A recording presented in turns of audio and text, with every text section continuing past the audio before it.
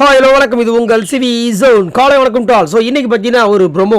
இந்த ப்ரொமோவை பார்த்தீங்கன்னா அவன் வந்துட்டு எவ்வளோ டென்ஷனில் இருக்கான். இவங்க இப்படி ஒரு சொத்தையாக வந்து ஒரு டாஸ்க்கு கொடுத்து அங்கே இருக்கிறவங்க டென்ஷன் பண்ணி விட்டு நம்மளும் டென்ஷன் பண்ணுறாங்கன்னு தான் ஒரு கோவம் வருது. ஏன்னா அங்கங்கே என்னென்னமோ ரூமர்ஸ் கிளம்பி வந்துட்டுருக்கு. முத்துக்குமார் வெளியே போயிட்டார், பெட்டி எடுத்துகிட்டு போயிட்டார். அதுக்கப்புறம் ரயான் வந்துட்டு இதை பண்ணிட்டார். ரயானுக்கு உண்டான ட்ராப் தான் இது, முத்துக்குமாருக்கு உண்டான ட்ராப் தான் இது, சௌந்தர்யாவுக்கு உண்டான ட்ராப் தான் இது, அப்படி இப்படி போயிட்டுருக்கு. இங்கே போய் இந்த மாதிரி ஒரு டாஸ்க் இப்போ கேட்டாங்களே யாராவது. அது வந்து நம்மளுடைய ஆனந்தி வந்துட்டு கையில் வந்து புக்கே இல்லாமல் படிக்கிறாங்க. அப்படின்னும் போது எனக்கு என்ன தோணுது, இது இவங்களா கொடுத்த சும்மா நேற்று உள்ளாக்கி பேசுகிறாங்க பாருங்க, அந்த மாதிரி ஏதோ டாஸ்க் கொடுத்துருப்பாங்களான்னு தெரியல. டாப் 6 உங்களோட காம்படிட்டர்ஸ் பற்றி சொல்லுங்கப்பா, அதாவது முரண்பாடை பற்றி சொல்லுங்கப்பான்ற மாதிரி சொல்லும்போது முத்துக்குமரன் வந்துட்டு என்ன சொல்கிறாங்கன்னா ஜாக்லின் பற்றி சொல்கிறார். அதாவது வந்த நாள்லேருந்து இப்போ வரைக்கும் பார்த்தீங்கன்னா ஸ்டார்டிங்கில் வந்துட்டு நான் சந்தேக காசில் தான் இந்த பொண்ணை வச்சுருந்தேன் அப்படின்னு சொல்கிறாரு. அதான உண்மை ஸ்டார்டிங்கில் இது. ஸோ அதனால் எனக்கு ஃபஸ்ட்டு முரண்பாடு வந்துட்டு அவங்க தான் அப்படின்ற மாதிரி. ரயான் வந்துட்டு என்ன சொல்கிறாங்கன்னா பொய் சொல்கிற மாதிரி இருக்குது. பவித்ரா சுத்தமாக இந்த வீட்டில் எனக்கு பிடிக்காது, நிறைய விஷயத்தில் அதிகமாக முரண்பாடு அந்த பவித்ரா கிட்ட தான்ற மாதிரி சொல்கிறாரு.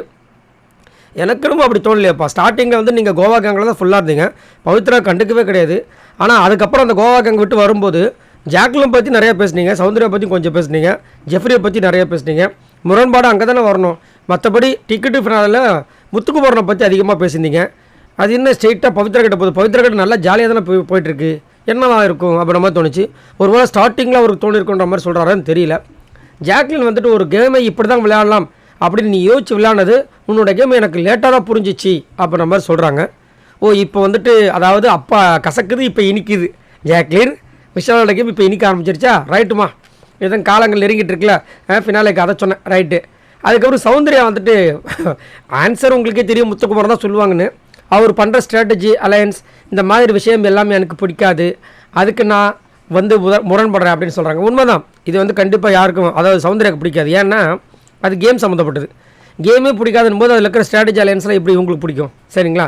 ஏன்னா அதெல்லாம் பண்ணால் தானே வந்துட்டு நம்மளால் வின் பண்ண முடியும். அப்போ முதல்ல விளையாடவே முடியாதுன்றவங்கக்கிட்ட போயிட்டு இந்த கேள்வி வச்சப்போ அதை தான் சொல்லுவாங்க. ஏன்னா இவர் பண்ண வேலையில் தான் உண்மையே நிறைய பேர் வந்து ட்ரிகர்னாங்க விளையாடுறதுக்கு. இல்லைன்னு வச்சுக்கோங்க, சும்மா சொத்தையாக போயிட்டுருக்கோம்.